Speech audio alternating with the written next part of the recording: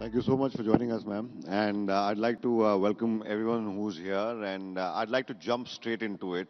Tourism, we know, is a very, very important sector, not just for Uttar Pradesh, overall for the country as well, but especially for Uttar Pradesh. And I'll defer to Madam Minister here why exactly and how the UP government has tried to make more of the potential that the UP has in terms of purely spiritual/religious tourism. Ma'am, the budget outlay for the Yogi Adityanath government, the UP government, was somewhere around 4.79 odd lakh crore rupees just for tourism inside.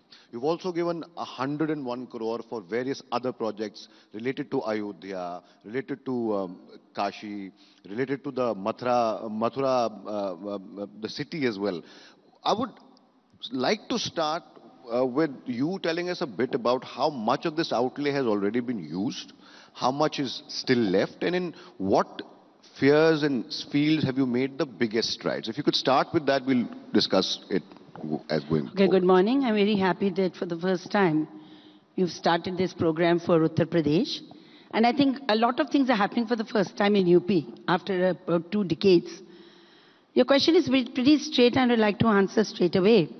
You see, ever since the NDA government came under Mr. Narendra Modi and the UP government took over in UP under Yogi Adityanath ji, the greatest focus in terms of development, besides other departments, of course, was the tourism department. Because there is a very strong feeling that tourism really leads to the growth of a state. Not only in terms of its name and its being an attractive destination for foreigners and for the Indians, but also because it's a great generator of employment.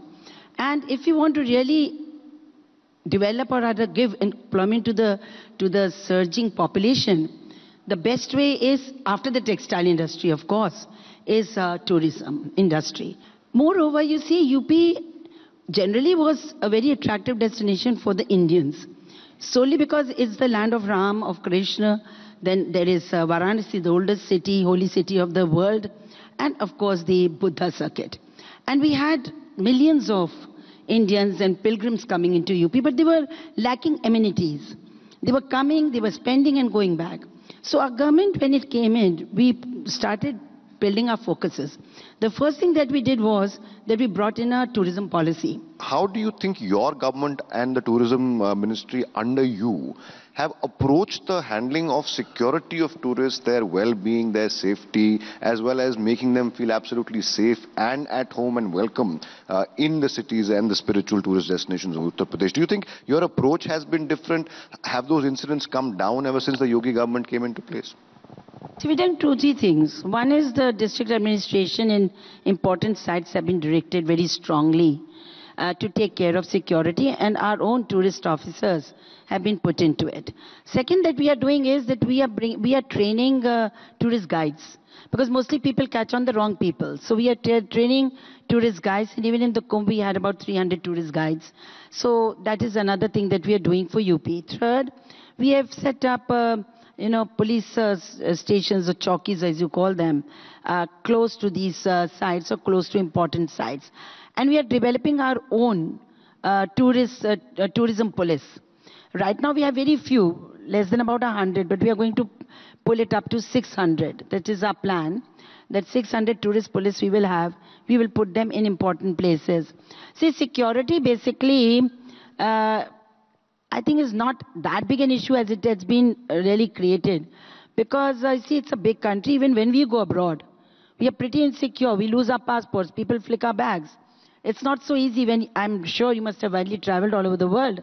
When you go to some continent, the first warning is that when I went to US for the first time in Houston, I was told, don't take more than $100 with you or $10 with you. Don't move in the streets at night. San Francisco, Los Angeles, everywhere there are these kind of advisories.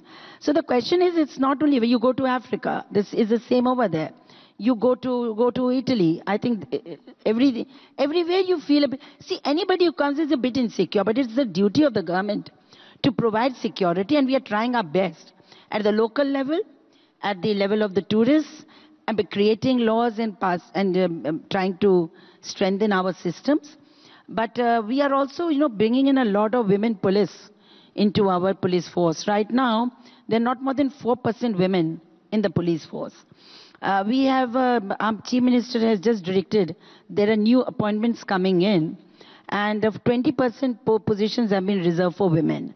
So we hope that for women, tourist security will be better when so many thousands of women will come into the force. So we can then use them or put them into places which are visited by foreigners, because they are more empathetic and they will be more sincere in trying to create a good atmosphere. The tourism police initiative is, I think, a fantastic one. We've seen it abroad as well. It works wonderfully in Sri Lanka, and that's a complete other institution there. People don't even bother to go to the police. They go to the tourism police. Now, I want to come to a couple of other questions. The fact that you spoke about the KUMBH. And the KUMBH was a massive success this year. Everyone knows that. We covered it. We sent teams as well. Perhaps the largest gathering, spiritual gathering anywhere in the world. And the Yogi Adityanath government, along with Mrs. Joshi here, obviously made sure that we had the entire eyes of the world on the KUMBH. And it passed off quite peacefully, quite successfully as well. There's also the idea of the KUMBH or an event like the KUMBH becoming a major source of revenue for the government. I mean, perhaps not this year. Perhaps the numbers weren't that great. Perhaps you could share some numbers with us if you can. I'm not sure if you can. But in the coming years, given the success of the KUMBH this year, should we expect a much grander, even bigger version of the KUMBH, which could even give the government revenues it never dreamt of? Is that even possible, ma'am? Yeah, but there is an estimate that we will cross 1 lakh crores in revenue with this KUMBH. And it is certainly a big, 150 million people have already visited the KUMBH, expected to visit by the end of this month. So anywhere when such a big event happens, revenue is generated. The final figures come later. But there is an anticipation that 1 lakh of crores will certainly be generated through this. And the way we are trying to build up an international airport in Kushinagar, foreign tourism will get a boost. And in other places, you see this Udan, which is giving a good interconnectivity to over a dozen cities in UP. Roads are being built at a very high pace. So all these things will promote tourism. I know you're busy and you have to leave, but I have one more question, of course. This is about the river Ganges, Ganga. In 2017, we remember Prime Minister Modi launched a Clean Ganga mission, and there was money allocated for it. There was a huge campaign as well. But in 2018, the Central Pollution Control Board itself, run by the central government, gave I wouldn't say an adverse report, but a report that perhaps some people were disappointed in, about the shape and the condition of the river still. Do you think enough work has been done? Sorry, of the Ganga river. The Clean Ganga initiative by the Prime Minister. The Pollution Control Board in 2018 November, I think, gave a report which wasn't satisfactory to their own standards. Do you think enough work has been done as far as the Clean Ganga? Because Ganga also plays a huge role in terms of attracting tourists. It's a tourist destination in itself. See, initially we were a bit tardy when the government of India came in, because the plans were being prepared, DPRs were being prepared. But unfortunately, the governments that we had in UP were not cooperating at all. You see, right from Agra to down the stream, Varanasi and even beyond, see, there was so much of effluent flowing into the river. And the tributaries as well. It has over a dozen tributaries.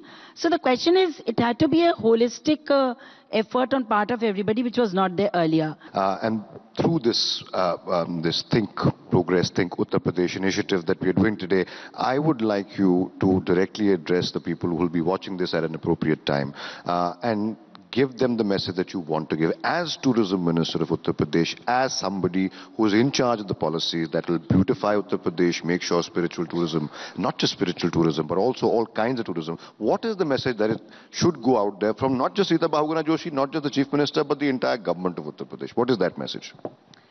Friends, you have an UP which is progressing at a very fast pace, not only in terms of security concerns, but also in terms of development. And tourism, I can promise you, the UP has what 4 or 5 states together cannot have. We have everything. We have flora, fauna, we have wildlife, we have ecotourism, we have heritage tourism, we have cultural tourism, we have cuisines, beautiful, wonderful cuisines, and obviously we have a lot of history.